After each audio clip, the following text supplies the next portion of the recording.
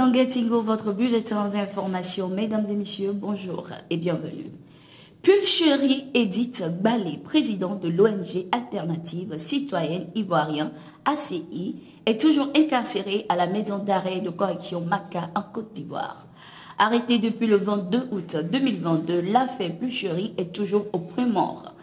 Elle est poursuivie pour entente avec les agents d'une puissance étrangère, en l'occurrence le Mali, avec qui la Côte d'Ivoire entretient des rapports complexes depuis l'arrestation des 49 soldats ivoiriens à Bamako en juillet.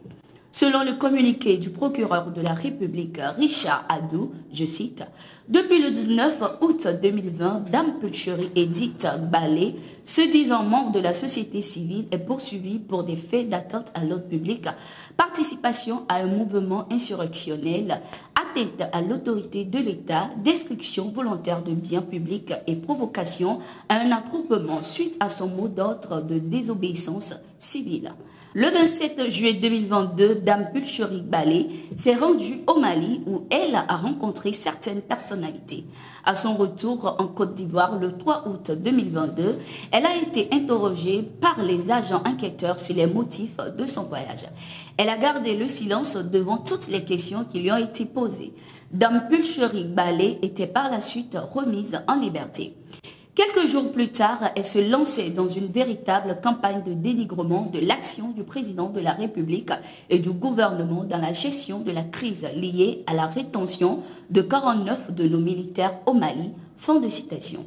Avant son arrestation, dans une vidéo relayée sur la toile, Pulcherie affirmait que l'État de Côte d'Ivoire n'empruntait pas la bonne voie pour faire libérer les 49 soldats.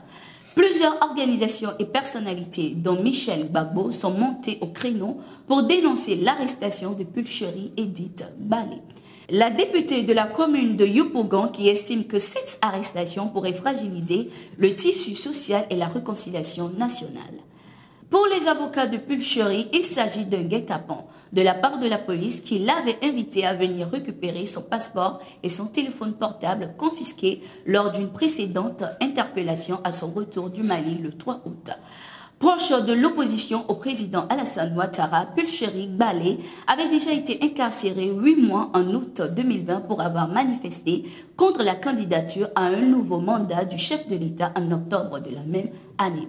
Rentré en Côte d'Ivoire depuis le 26 novembre 2022, le président du Congrès panafricain pour la justice et l'égalité des peuples, Charles Blé Goudé, n'a visiblement pas encore rencontré son ex-leader Laurent Gbagbo, auquel il était auparavant attaché.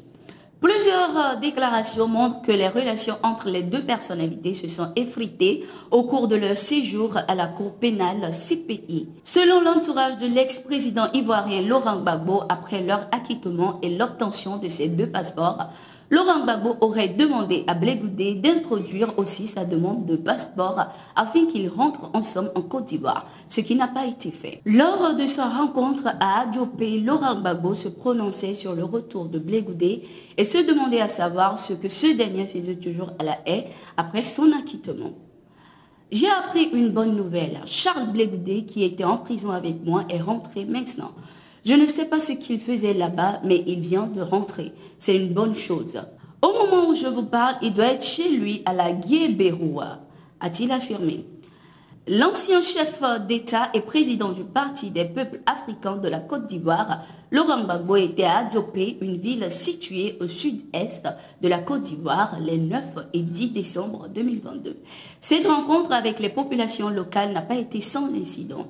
Dans la nuit du 9 au 10 décembre, des personnes ont érigé des barricades dans l'intention d'empêcher l'arrivée des populations mobilisées en masse à Adjopé et au lieu du meeting.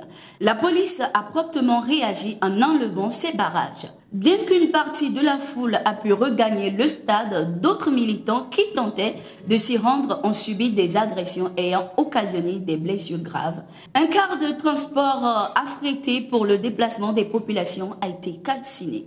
À la veille de cette visite de Laurent Gbagbo, des personnes prétendant défendre la cause du Premier ministre Patrick Hachi auraient tenu des propos violents et posé des actes visant à empêcher l'arrivée de l'ancien président ivoirien. Le Parti des peuples africains de la Côte d'Ivoire avait tenu une conférence de presse pour dénoncer cet appel à la violence et demander que les auteurs soient entendus. Par la suite, grâce à la médiation diligentée par le préfet de la région de la Mai, un communiqué conjoint du président du comité d'organisation et du député d'Adjopé appelant au calme et à la retenue a été publié. L'on pensait alors la violence définitivement écartée de cette visite. Laurent Gbagbo a condamné énergiquement ces actes de violence et souhaité un prompt rétablissement aux blessés. Il a apporté tout son soutien aux familles des personnes blessées et à la compagnie de transport dont le car a été entièrement calciné. Le bureau du greffier en chef du tribunal de première instance d'Abidjan-Plateau, Maître Coulibaly Pornan, est parti en fumée le 9 décembre 2022. Les causes ni les responsables de l'incendie ne sont pas encore connus. L'incendie n'a pas fait de morts ni de blessés. À part les dossiers qui étaient sur les bureaux et qui ont brûlé, rien n'a été emporté.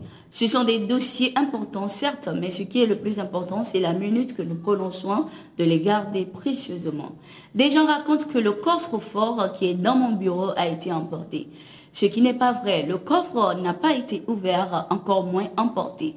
Peut-être que les gens recherchaient des dossiers qu'ils n'ont pas trouvés, mais ils ont mis le feu à tout parce que le tribunal de première instance d'Abidjan est le dépositaire de l'Afrique occidentale. C'est un tribunal régional. Si les gens ont atteint ce tribunal, c'est qu'ils ont atteint toute la sous-région. Je pense qu'il faut faire attention parce que nul n'est à l'abri du terrorisme. C'est pourquoi il faut aller au-delà du volet financier puisqu'aucune somme d'argent n'a été emportée, a expliqué Maître Coulibaly Pornan qui était à son domicile quand il a été informé de la situation. Face à ce drame, le greffier en chef estime qu'il est important de passer à la digitalisation au niveau du tribunal et un budget spécial doit être alloué pour cela afin que toutes les décisions de justice soient numérisées. Merci d'être resté avec nous, c'est la fin de ce numéro de Gatingo. Abonnez-vous à nos pages pour ne rien manquer de l'actualité sur le continent. Nos programmes sont aussi disponibles sur le site www.toafrica.com.